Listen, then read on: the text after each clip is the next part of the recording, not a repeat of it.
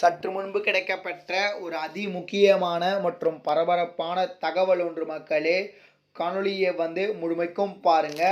அதிமுகவில் மீண்டும் ஒன்றிணையும் இரு அணிகள், அதாவது ஏற்கனவே அணியிலிருந்து நீக்கப்பட்ட ஓபிஎஸ் அணி மீண்டும் அணியில் இணைய உள்ளதாக தகவல்கள் வெளியே இருக்கிறது. இது தொடர்பாக தான் இந்த காணொலியில் பார்க்க போகிறோம்.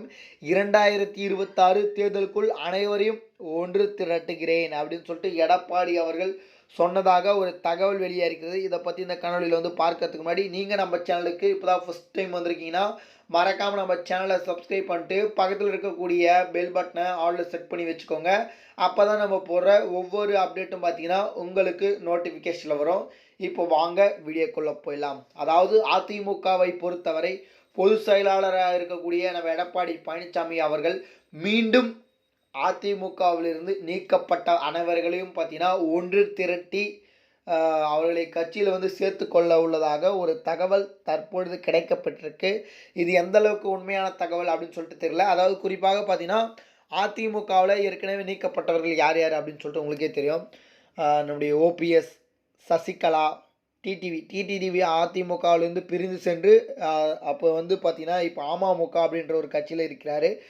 இவர்கள் மூவரையும் ஒன்று திரட்டியாக வேண்டும் அப்படின்னு சொல்லிட்டு கட்சியில் ஏற்கனவே பார்த்தீங்கன்னா நிறைய விதமான கூக்குரல் இருப்பதன் காரணமாக எடப்பாடி பழனிசாமி இதற்கு ஒப்புதல் தெரிவித்ததாக சொல்லப்படுகிறது. ஏற்கனவே நம்ம செங்கோட்டையன் அண்ணன் அவர்களும் சொல்லியிருக்கிறார். இன்னும் நிறைய விதமான முன்னாள் அமைச்சர்கள், நிர்வாகிகள், மூத்த நிர்வாகிகள், மாவட்ட செயலாளர்கள், உறுப்பினர்கள் அப்படின்னு சொல்லிட்டு பார்த்தீங்கன்னா எல்லாருமே பார்த்தீங்கன்னா கட்சியில் நீக்கப்பட்டவர்களை கட்சியில் சேர்த்துக்கணும் அப்படின்ற மாதிரி பேசியதாக 2026 தேர்தலை அப்போதான் மிகப்பெரிய வெற்றியை பெற முடியும் அப்படின்னு சொன்னதாகவும் தகவல்கள் கிடைக்கப்பட்டிருக்கிறது.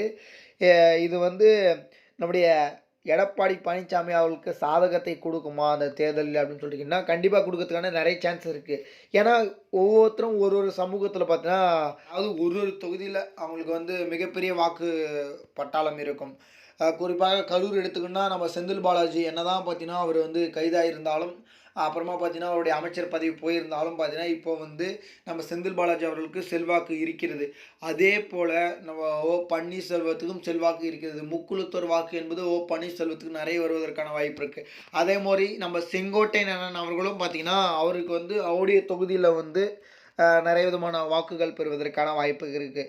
அதனால் பார்த்தீங்கன்னா எடப்பாடி பழனிசாமி அவர்கள் பார்த்தீங்கன்னா மீண்டும் இவர்களை கட்சியில் இணைத்து கொள்ளலாம் அப்படின்ற ஒரு தகவல் தற்பொழுது வெளியாக இருக்கிறது. ஆனால் இன்னும் அஃபிஷியலாக பார்த்தீங்கன்னா எடப்பாடி பக்கத்துலேருந்து பார்த்தீங்கன்னா இந்த ஒரு தகவல் கிடைக்கவில்லை. ஒருவேளை இவர்களை கட்சியில் சேர்த்துக்கினாங்கன்னா கண்டிப்பாக நம்முடைய எடப்பாடி பன்னீர்செல்வத்துக்கு என்ன மாதிரியான தொகுதிகளை வழங்குவார், செங்கோட்டையன் அவர்களுக்கு மற்றும் அப்புறமா கட்சியில் இருக்கக்கூடிய முன்னாள் மூத்த அமைச்சர்களுக்கெல்லாம் என்ன மாதிரியான தொகுதிகளை வழங்குவார் அப்படின்னு சொல்லிட்டு நம்ம பொறுத்திருந்து பார்ப்போம். இது போல சுவாரஸ்யமான அரசியல் உண்மை நிலவரங்களை நீங்கள் உடனுக்குடனே தெரிஞ்சுக்கணும்னு நினச்சிங்கன்னா நம்ம சேனலை மறக்காமல் சப்ஸ்கிரைப் பண்ணிட்டு பக்கத்தில் இருக்கக்கூடிய பெல் பட்டனை ஆல் செட்